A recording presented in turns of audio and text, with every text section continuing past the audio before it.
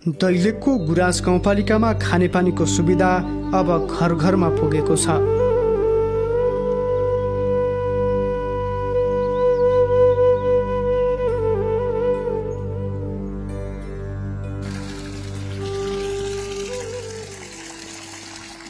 दुखै थियो सर, कहिले बिचमा अब यस्तो पानी उता भाँसी जाने, कहिले के नत्र आएन भने यताबाट बोकिन ल्याउनु पर्यो, कहिले गाई गोरु खानै नपाउने भए दुखै थियो पानी बहुत। अहिले अब थारा आइरहेछ, अब राम्रोसँग चल्यो भने सुविधा होला जस्तो छ के। अब यस्तै भयो, गाग्री भयो, गाग्रीमा ट्र्याक्टर रागेर त्यहाँ पानी खल्ला हाल्यो, त्यहाँ छान्यो, त्यसरी खान्थ्यो। वर्षौंदेखि टाढा टाढाबाट पानी बोक्दै आएका स्थानीय वासीहरूका लागि अब घर आँगनमै पानीको धारा बग्न थालेपछि नयाँ आशा पलाएको छ।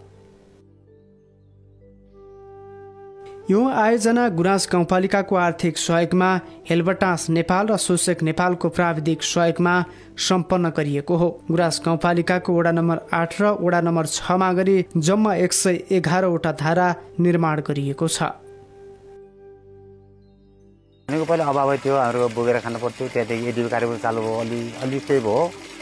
त्यहाँदेखि फेरि हाम्रो यो फिराना सरकार भन्नेले ल्याएको थियो, आरिफेन भन्ने थियो। त्यतिको पानी पनि अब यही मुहान हो, अलि दूषित आउँछ।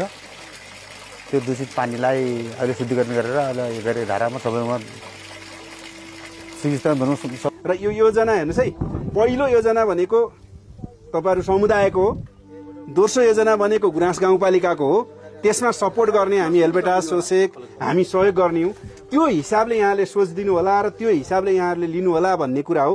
मैले अरू योजनाहरूमा गएँ, तपाईँहरू कहाँ त त्यस्तो छैन होला। अरू ठाउँमा जाँदाखेरि के भन्नुहुन्थ्यो भने योजना कसको भन्दा हेलबेटासको, योजना कसको भन्ने सोसेकको।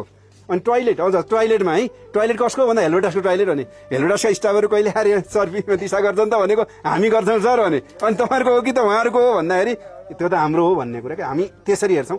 हामीले कहीँ दुईवटा संस्था, एउटा संस्था, मेरो घरमा दुईवटा बाख्रा छन्, दुईवटा बाख्रा चाहिँ हाम्रो संस्थाले दियो। यो संस्थाको बाख्रो हो, यो मेरो बाख्रो हो भन्छौँ र घरा बाख्रा अलिक बढी संस्थाका बाख्रा भनेर त्यसलाई अलिक कम गरेर जान्छौँ। आखिर हुन त तपाईँहरूको आइन्थ्यो, घर हामीले दिए पनि अरूले दिए पनि हो। यो हिसाबले यहाँहरूले सोच्नुहुनेछ। हजुरहरूको महत्त्वपूर्ण योगदान छ। हजुरहरूले सबै आफ्नो जिम्मेवारी वहन गरिदिनु भएको छ र हामीलाई पनि जिम्मेवारी हुने जुन मौका दिनुभएको छ।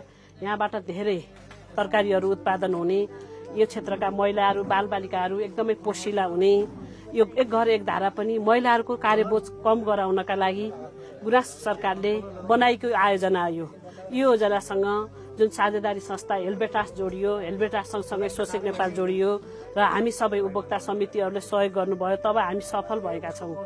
यहाँ गाउँमै धारा, घरमै पानी, यो सुविधा जीवनस्तरको सुधारसँग जोडिएको छ। खानेपानी जस्तो आधारभूत सेवा गाउँको घर घरमा पुग्न थालेपछि अब गुराँस गाउँपालिकामा स्वस्थ जीवनको बाटो खुलेको छ।